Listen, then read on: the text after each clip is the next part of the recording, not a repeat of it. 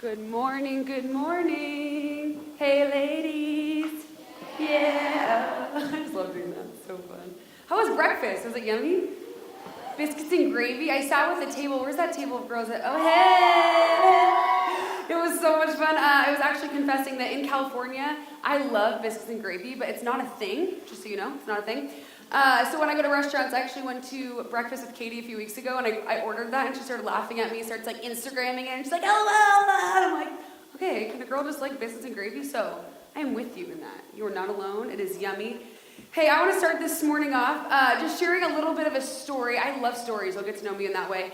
But this is a story. I want you to actually imagine yourself in it. So it's not going to be one of my like adventure stories, but we'll hear a lot of those coming up. But this is one of those stories, I just want you to imagine it. So if imagining means closing your eyes or whatever, putting your hands like this, or I don't know what it is. But imagining the story that I'm going to place you in the picture of. And my goal is that by the end of this, you can start to see, where would I be in this story? You. You're asking this at yourself, where would I be in this story? So I'm going to start with this. Close your eyes. Imagine once upon a time. Imagine this. You go to school. You guys are all in school right now. So you go to school and you're in kind of like the central area by maybe the lockers, or it's like the quad or the outside area. And you guys are walking in and you're by yourself, and all of a sudden you're like, what is that loud like screaming going on? You know, maybe it's like a pep rally, or maybe it's just like people cheering, and you're like, oh, they seem kind of mad, or like, what's happening? So you walk closer. Maybe you have your backpack on. I'm just like picturing all of you guys, your little locker and everything. And you're walking in, and all of a sudden you're getting closer, and like, what is happening? And there's like just this rally around someone, and you're a little bit confused.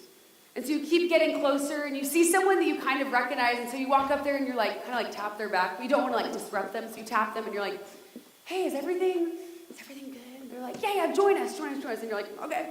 So you join, drop your backpack, and you just start cheering. And you realize what's happening is this kind of, there's like this big circle, and there's someone in the middle. And it's this girl. And you realize, you're like, they're not cheering for her. They're actually cheering against her. So you start realizing, you're like trying to figure out, like, what do I do? Now I'm like in this group, and I'm like, do I cheer? Do I not? Do I like pretend like I don't know what's happening? But clearly I know what's happening. So you're sitting there and you're having this moment of like, what do I do? And then your friend, another person across the way, is like, hey, join us again, join us. And then you start to ask, you're like, what's going on? Can someone just tell me, like, why is she in the middle? And they're like, she did something pretty crazy. And you're like, what?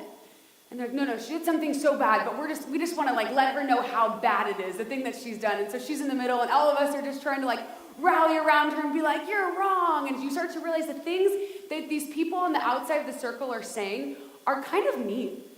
So you're having this moment where you're saying, okay, do I join in that? Do I not? But all of them are saying she did something wrong, so okay. And then all of a sudden, Jesus is over in the corner over there. And one of those people that's in that big circle with you, imagine big circle, one girl in the middle. One of those people goes over and gets Jesus and goes, Jesus, you need to see what's going on. You need to see what this girl did. You need to hear it. You need to rally with us. And Jesus walks on the scene. And he sees everyone. And at this point, there's one person that's kind of been rallying everyone. Kind of been like, let's get mad at her. She's done something so wrong. And at this point, that girl has looked at all her friends in the circle and said, let's go get like wood chips from the playground, and let's all grab one. And then on the count of 3, how crazy it would be if we just threw it at her. Because she's that worthy of receiving that throw of our wood chip at her. And so this person at one point has like gotten everyone to hold wood chips in their hand. They're all circling around her. Mind you, you're saying, they're like, okay, let's grab it. And yet they brought Jesus over, and Jesus steps onto the scene. And he sees this circle of every single girl, or like everyone at the school, like holding the wood chip, with this girl just in the middle, innocent. For what she thought was innocent, but she just doesn't know what to do. So let's read what Jesus would say. This is what he would say. Actually, what he did say. It's in John 8, verses 7 through 9. He says this. He stood up and he said to them, let the one who is without sin among you guys in this circle be the first to throw the stone, or in this case the wood chip, at her. And then he bent down and wrote something on the ground. And when they heard it, they started to go away one by one, beginning with the older ones, and Jesus was left alone with the girls standing right before him. So if you guys can picture that, what happens is Jesus says, if none of you have made mistakes that are circling her, if no one's made mistakes, go for it. You guys are the first ones. You guys can have the first throw. And what do they start to do? They just start dropping the wood chip, dropping the rock, and they start walking away. This is where we're going this morning. Last night we talked about the fact that God, this story is all about God, but that he wants to use his people. And when I read this story, I see the fact that God wants to use this girl that's standing in the middle.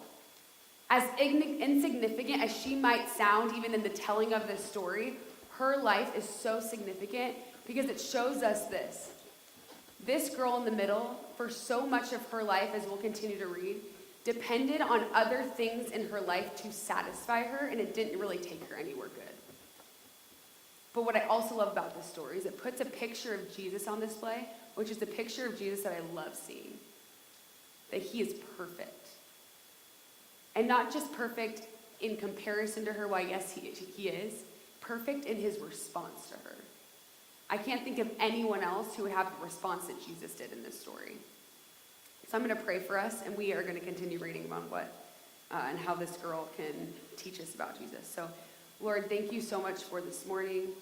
God, I pray that you would speak to our souls in the way that we need to hear you.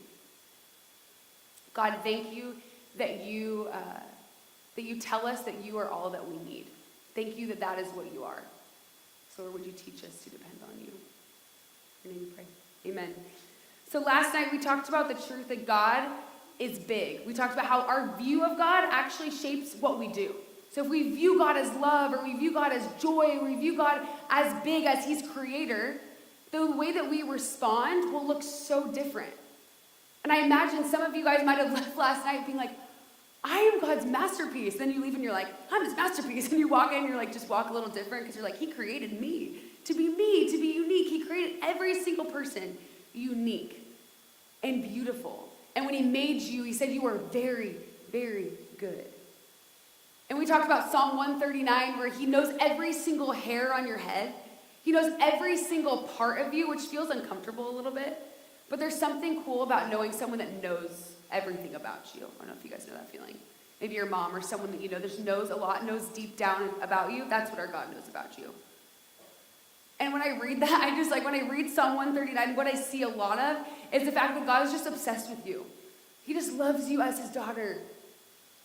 And mind you, I'm fully aware too that there's some of you last night that might have left hearing those truths about what God thinks you are, and you still continue to say, nope, I don't believe that about myself. And that is absolutely okay. Mind you, do I want you to arrive at the place where you know that's the truest thing about you? Yes, but I believe that God has you on a journey to start in putting those truths in your heart and your soul and your mind so that is what you believe and not other things. So this morning I want to ask this question as we prepare. Why is it that we still choose to believe what the world says about us is true? If last night we talk about the truth that God says you're his beloved, that you are chosen, that you are loved, that he literally would die for you, that he cares about you, that he knows every single part of you, that's the creator I want, the one who knows everything about me. But the question I have this morning is, why do we still choose to listen to the voice of the world? Because for some reason, and I'm with you in this, that voice is so much more attractive than even the voice of Ephesians 1 that I read over you guys yesterday. Even though that might have felt refreshing in that moment, in everyday life, the voice that we listen to is a voice that's screaming at us on Instagram that we're not good enough. When you see a picture of someone that's really pretty and then you start to feel like, I'm not. Or maybe that moment where you're looking to belong somewhere like we talked about last night and you see other people somewhere. Your phones are the worst, right? And you see other people somewhere and you're just like, oh, I'm not chosen. I'm actually not chosen. Why in the world do we listen to that voice? And the question I want to specifically ask you guys personally in your heart, in your soul, to like have a conversation with God, even during this message, is why or what or who are you leaning on to tell you who you are? And I don't just say who, I also say what. Because it might be a person, it might be a friend group, it might be also something that you are doing because you are not feeling satisfied in the voice of Christ alone. So you're like, I'm going to do this so that actually I can feel satisfied and feel welcomed and loved somewhere. Who or what are you leaning on to tell you who you are? Because the craziest thing is that as much as we want to say, and I can stand up here even as a pastor and be like, I love that I'm chosen and beloved and loved and all these things. There are so many things, if you guys look at my life, where you can see, wow, you are trying to be satisfied in something that will not satisfy you. So we're going to open up God's word. We're going to be in it a lot today. Romans 6:23. And this is the truth I want to start with, which is kind of a hard truth, and it's this. 6:23.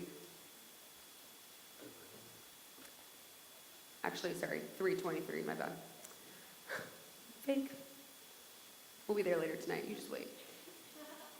You just wait. For all have sinned, and we all fall short of the glory of God. So what I know to be true about this passage is that we, like the girl in the middle of that circle, are sinful. The people on the outside of that circle that were holding the wood chips were not wrong about her.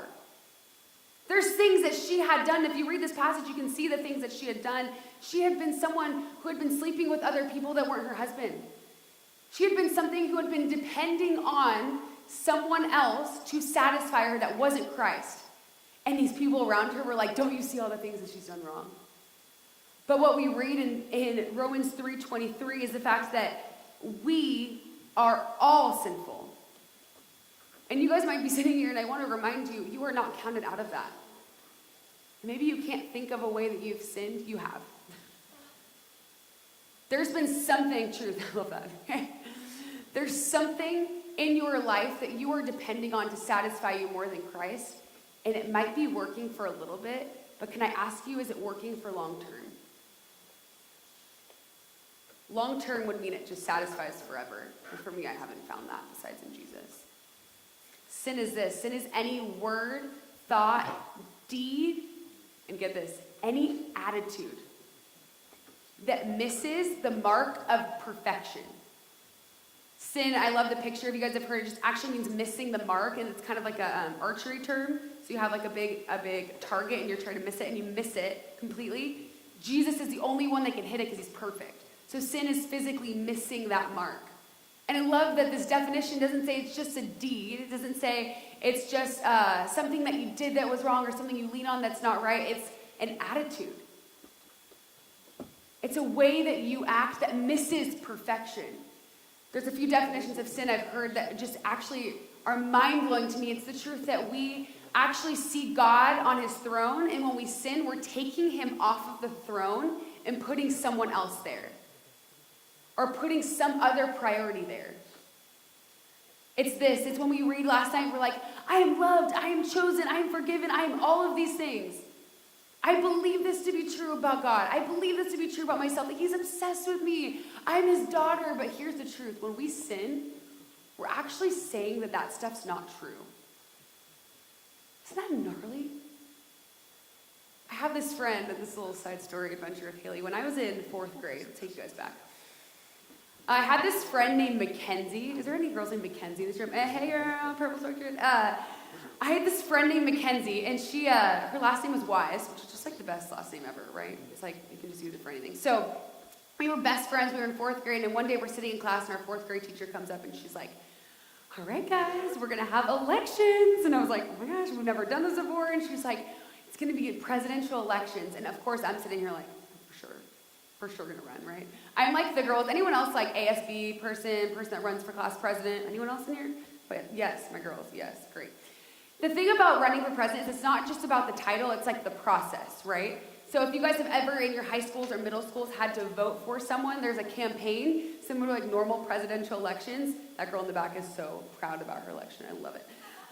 She's like, yes, I won, I'm president. So No, but one thing I love about it is just the process. You get to get ready. So me and my friend Mackenzie, we both look at each other immediately, right? When she's like, when our teacher's like, we're doing presidential elections, we both look at each other, we're like, I'm running.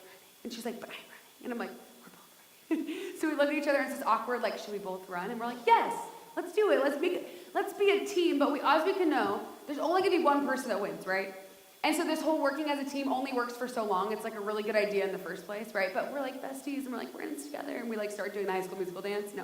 And so we're together and so we like meet up at each other's houses. We'd have like play dates, is that what we call it? So we have play dates and we're like, okay, let's like all hang out and we'll like practice our speeches together. What are the things we're gonna promise to the school? And she's like, I'm gonna promise them vending machines. I'm like, that was what I was gonna promise. I think that's like the promise. Everyone wants to promise everyone. So I'm like, okay, I'm gonna think of something better. What's something I can promise to the school? And so individually we're thinking of these things. But then when we'd hang out, we'd come together and be like, okay, so let's practice our speeches together. So this really weird, like, we're against each other, but then we're together and we're like, yes, this is awesome. Like, we're working together. And I went back in my mind, because I remembered as we were preparing, our teacher had one rule about the election. She said, there's no posters. And I'm sitting here like, are you kidding me?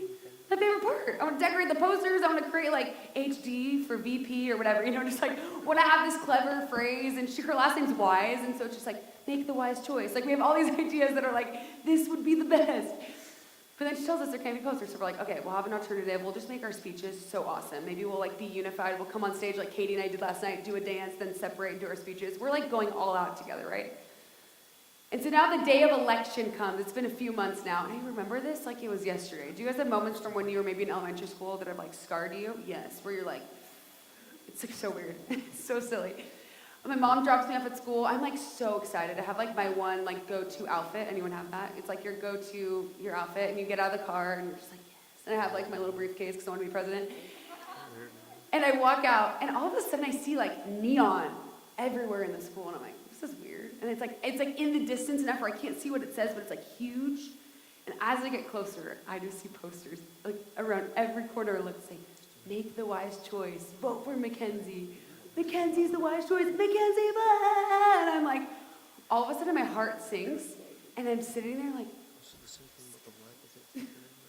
she put up posters. That was literally the one rule that our teacher said. There was no posters, and she puts posters up. And let me tell you, Mackenzie won the election.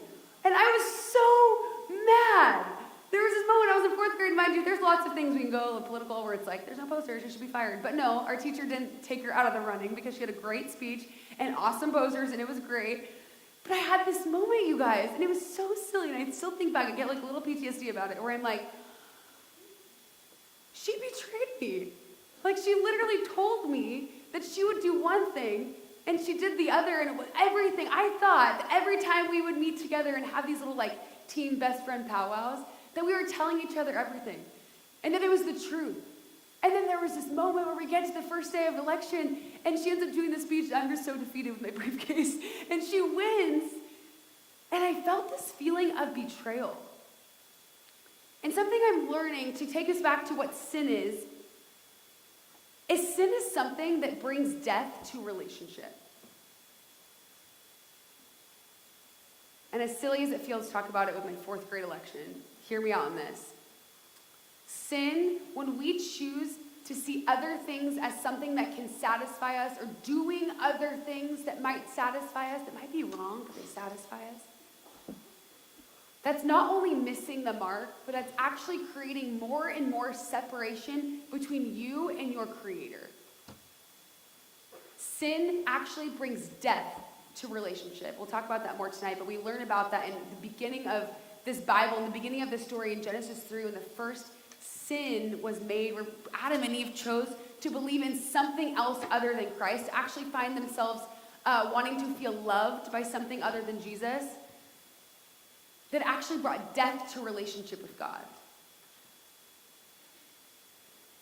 And death doesn't only just bring death to the relationship, or sin doesn't just bring death to the relationship, like, oh, we can't be friends anymore. It actually brings death to every truth that came from it. So with Mackenzie, it was this moment where like, okay, you lied to me. What? And I had this moment where, obviously we're like friends now, it's fine. We like figured it out. But there was this moment where actually all of the things that she had said to me, and that she will say to me, I will not hear is true. That's what betrayal does. Is what sin does, is it creates this separation between us and God. It brings death to relationship. And as we start to fall more and more into that thing or that person that we are looking to satisfy us, the truth that our Creator says about us becomes more distant and more distant. And when things become more distant and more distant, they become more small and they become less important in our life. And so if you can see, the things that are supposed to be the truest things about us become the smallest things that we care about. What is that thing in your life that you are looking to satisfy you? And how is it working? There's something I've learned about sin, specifically, as we have two different options. We either try to just cover ourselves, or it's like, I want to make it look like I'm not. Mackenzie wants to make it look like she's not gonna betray me, but she did, and so when she comes to school, she wants to act all normal. She's just gonna cover it up. But I can still see right through the truth that she betrayed me, right?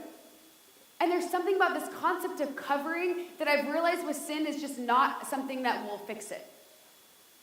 I have this, one of my best friends, his name's Eric, and he was invited to this party, and his friend said, it's actually gonna be a costume party, because they had planned a costume party. It was around like Halloween. And Eric is one of those guys that just like, you expect him to just go all out. You know those people probably in here, maybe some leaders, that you're like, if you need someone to pump up the crowd, you know that girl's gonna stand up and just be like, yes. So she stands up, and so basically Eric is this guy that's just life of the party. So say, Eric, it's a costume party. So Eric hears costume party and says, all right, I'm on my way to the Halloween store, right? He's not someone who's gonna skip a beat. He's gonna go straight to the store, go get his outfit. And so when he decided to come as, he's like, well, I already have a gorilla costume, naturally. And so why don't I go as like Turk from Tarzan, or like whatever the monkey's name is? And then why doesn't my wife just go as Jane? And so they're like, this is perfect. And so she has like the most beautiful outfit, and they look so cute, whatever. So they go up to the party, and they're like, they get there, and they knock on the door. Mind you, they are decked out. He's literally a gorilla at this party. And he walks in, he rings the doorbell, and the person answers the door, and the person that answers looks at him like just so shocked. And Eric's like, I'm ready. And the person that answers is just like, what? Why are you a monkey? And he's like, it's actually a gorilla, first of all, but it's a costume party. And they're like, who told you it was a costume party? Why do you think this? But he's still life of the party, Eric, so he's like, they're trying to be happy. And then they start naming the person that like whoever had told them. And they're like, oh, we actually had changed our plan like a month ago that we weren't gonna do a costume party. So there's this moment that Eric and his wife had where they say this, we just drove an hour to this party. Do we like shy away in shame and just leave? Or do we just own the fact that we are gorilla and Jane? What do you think they do? They own it, right? So they're like, so he's like, you know what? I'm gonna own it. So he walks in. Imagine this. Imagine like all of you guys are all like cute dresses, and all of a sudden this gorilla like walks in, right? And so gorilla and Jane are like walking in. And then as he's in there, he starts to realize, I'm not like the rest of them. So I'm gonna like, why don't I just go get a shirt out of my car, right? So he does, but he doesn't have pants because it's like one of those suits. So he's like, I can't take off the gorilla outfit, but I at least can put on a shirt, right? I'm gonna put on a shirt just to like at least feel like 10% normal amidst the crowd of people in dresses and gowns and like tuxedos. I'll look a little different. So he goes to his car and he gets this button-up shirt. And when he tells me the story, I was dying laughing. He gets a button-up shirt, right? And he walks in and he just has this moment. And mind you, he still has like the mask on, but it's like kind of off his head, but it's still there. And he walks in, he's like, and now he feels a little more confident, right? Because he has at least something that makes him look like the other people. But while he's in there, he starts to have this moment. He's telling me the story and I was dying. He starts to have this moment. He's like, no matter how much I tried to cover up the fact that I was a gorilla, I was still a gorilla. No matter how many clothes I want to put over this, there's still weird hair coming out of the legs down here. And then on my shirt, it's like literally this hair just coming out. And then I have this like head that has like hair. It's like, I am still a gorilla. Nothing can cover up the fact that I have come to a costume party thinking that it was a costume party and it wasn't. Everyone looks so cool and cute and not me. Can you imagine being him in that moment? This is what I imagine, you guys, sin as it feels when we try to just cover it up. And the crazy thing is about covering up sin is we oftentimes cover it up with just more sin. Is that we think, okay, I've gone too far and I've tried to find something else to satisfy me. I'm actually just gonna cover this. And maybe if I just cover that or don't show that I actually was sad last night and I just come to youth group and I just come to small group and I'm totally fine, maybe they won't know. And then the months keep going on and, oh, I come to school and I feel a little bit sad or I feel like unworthy. Those things Haley said last night actually don't feel like are ever true. I'm gonna cover it up. And I just can wear makeup, physically cover it up. Well, the girls on Instagram get a lot of likes doing that, so I'm going to maybe do my eyebrows differently. I'm going to start doing these things.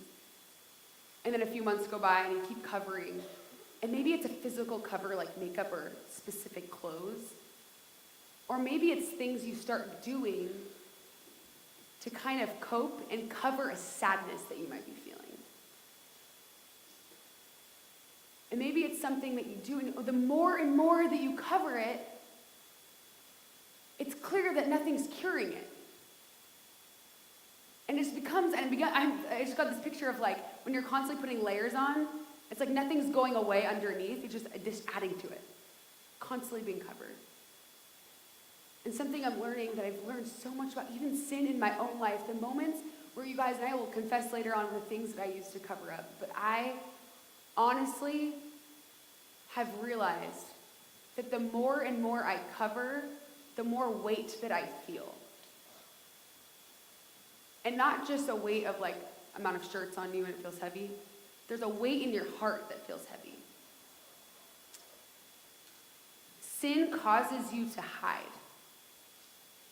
And it causes you to cover up. But there's one thing that I have been learning, it's this, is our sin nature doesn't just need a cover.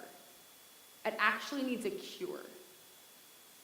It doesn't need something just to hide the fact that it's there. It needs something to absolutely remove it. Because if sin brings death to a relationship, that relationship is gone, right? There's separation there. So we need something to cure that separation. Covering it up doesn't cure it. If you guys want to open your Bibles, we're going to be in Ephesians 6, verses 12. The book of Ephesians is amazing. So if you guys have time this weekend and your Devos and have extra time, I would just read through this book, and the truth is absolutely amazing. But Ephesians 6, verses 12, it says this. I'll start actually in 10. I know I only gave you guys 12, but we'll start in 10. Finally, be strong in the Lord in the strength of his might. Put on the whole armor of God, that you may be able to stand against the schemes of the devil. For we do not wrestle against flesh and blood, but against the rulers, against the authorities, against the cosmic powers over this present darkness, against the spiritual forces of evil in the heavenly places. Here's the truth of reason why we need a cure, is that we do not just fight a battle that's this physical battle. We fight an eternal battle of someone who is wanting your heart and is going to try to convince you that they want your heart more than the Lord wants it. And the God who is your big creator, like we talked about last night, who made you, who loves everything about you, just wants to get your attention and says, listen to me, I can satisfy you. But like this passage says, that we fight a battle that is bigger, a battle where it is trying to figure out ways to cover, where God is saying, I just want to cure you. Going back to this story that we talked about in the beginning, about this woman, I genuinely can't even imagine the feeling that this woman must have felt in the middle of that circle. And maybe when I was telling the story, you guys maybe might have put yourself on the outside, and maybe some of you guys put yourself in the middle. I can't imagine the things that must have been rolling through her mind. But one thing I did realize, as we will continue reading in the story in a second, is that this woman, this girl, and I love that it's a girl. There's something so cool about that, and us being girls in this room.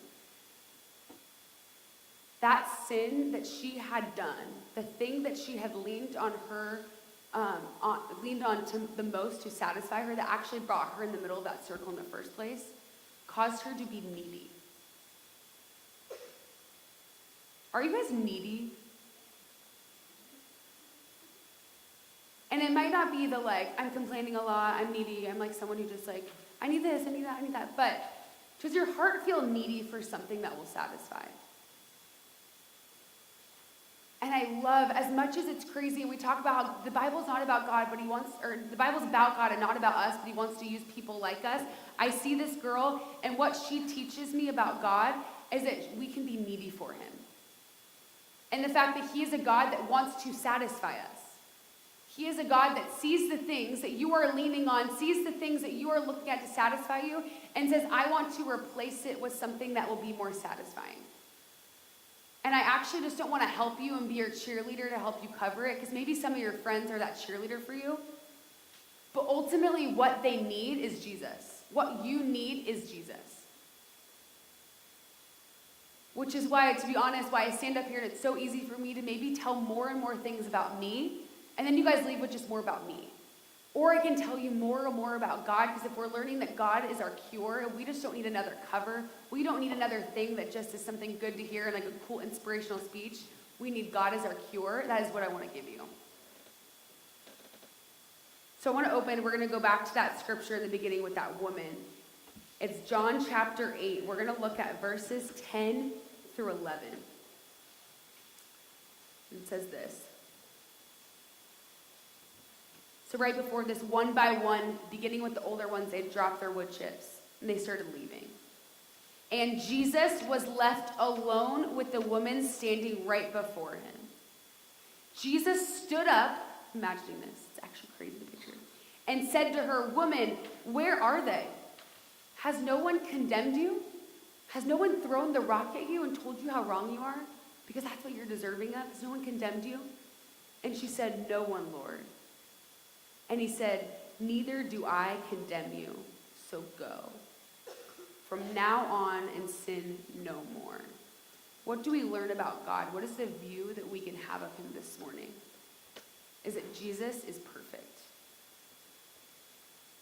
He is perfect. He's not just creator and the one who made us. He is perfect. And how do I know that he's perfect is this, is that he is the only one, because he's perfect, he is the only one that could have thrown that stone based off his standard of saying, if no one has sinned, you guys can throw it.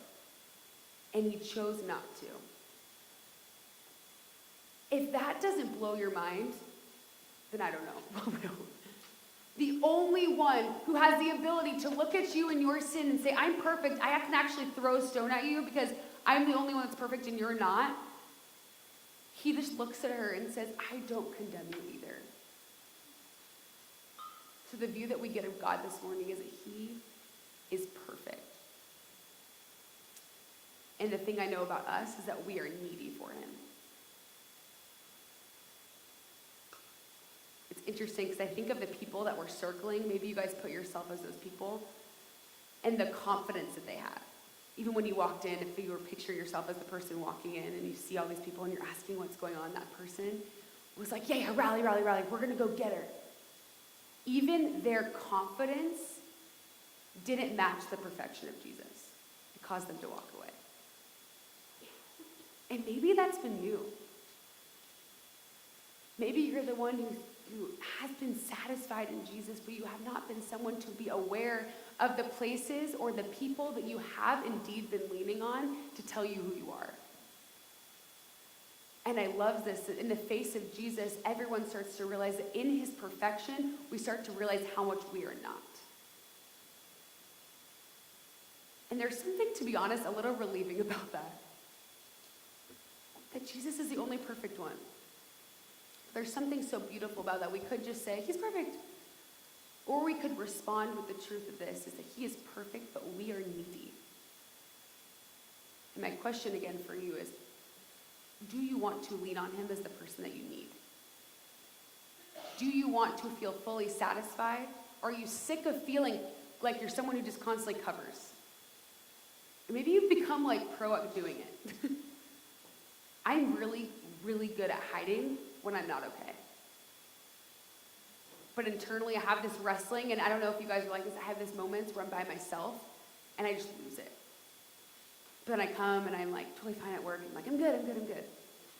But the more and more I continue to cover that, and I start to realize I am trying to be satisfied so much more in things than I am in Christ. And it results in me sinning and choosing other things besides him and saying that those things are actually more worthy of being on the throne than King, our God, our Creator. That's the moment where I started to realize, Haley, you do not have to keep going in this downward spiral. That doesn't have to be your life. And I can look at you and say, this doesn't have to be your life. What can be your life is almost this picture of constantly being filled by truth, by the truest thing about you, to the point where the moment where you start to feel empty, you still go to the well, you go to who God is to feel full. And I believe in turn with that, he will hear you. And we'll talk about that more tonight. But I'm going to invite the band up, and I actually want to go into a time of response this morning. It's going to be a little bit different than last night. Because something I'm learning right now, especially with sin, and sin is such a weird thing, but the more and more we realize that there are things that we lean on besides Christ, the more and more I realize I need him, and I actually like that. And something I love that is crazy, and I want this truth to settle in, is this. Nothing that you did, nothing that you have done, nothing that you are currently doing, if maybe in this message you have heard something that you're like, yes, I am finding satisfaction in something else. Any of those things that you did, are doing, or will do, or they're on your mind to do, Jesus is not scared of them. Isn't that crazy? And while the rest of the world is imperfect in their response, Jesus is perfect in his response.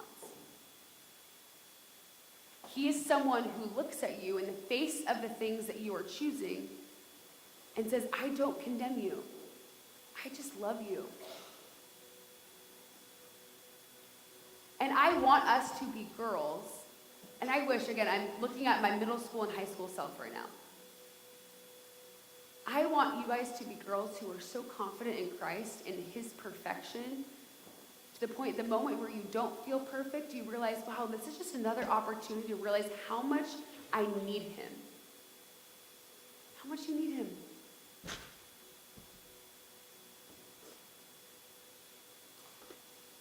And so I don't know what those things are, but maybe there is something that if you could picture yourself sitting in the middle of that circle, and maybe when you picture yourself, you're not standing there confident. You're actually on the ground because you're just like so embarrassed by those things. I don't even know the way this woman was. But I think if it was me and everyone was circled around me to look at my sin and the things that are so ugly about me, the things that I'm choosing that aren't Jesus, I think I would probably be sitting in a ball. And so I want you to think through, and again, I want to be God's voice this weekend. And this is not in a condemning way, but I think in a way of just becoming aware of what we've been doing and who we've been going to, what we've been leaning on to tell us who we are.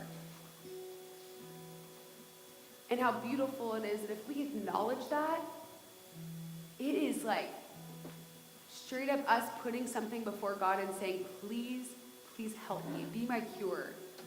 Be the one that satisfies this feeling I have because I hate it. I actually wrote this down earlier. And I want to be honest with you guys as I challenge you guys to be honest. And I want you to answer this question to yourself as this, or finish the statement. I am standing in the middle of that circle because. For me, and I will say that, I'm going to be honest, these past 2 weeks have been really hard. And so this would be my answer to those. I have leaned on my friends to tell me what is true about me. So when my friends get weak, I have gotten weak. I have found significance in what boys are pursuing me, or the lack of. So when boys aren't pursuing me, you can imagine the emptiness that you can feel. And maybe for you, it's temptations to be someone that you are not. Everyone else is cussing. I'll cuss. Is that cool? Everyone else is doing this. I think if I do that, at least I'll feel like I belong somewhere. Maybe it's doing something you know is not right for the sake of just being chosen. And it's crazy that when we sin, we're saying, God, all these things that we talked about last night, I think are true, but when you sin, you're actually saying they're not.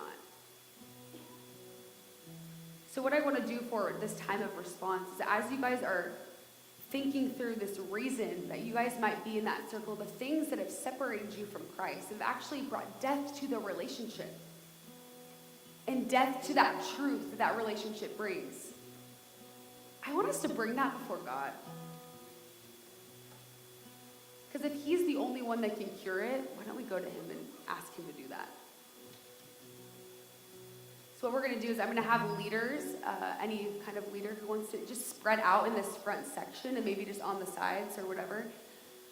I would love for you guys to not only just acknowledge in your own heart what those things might be, but let's run to God first, but then pursue our leaders and pursue the people that get to go home with you and journey with you, and let's confess those things.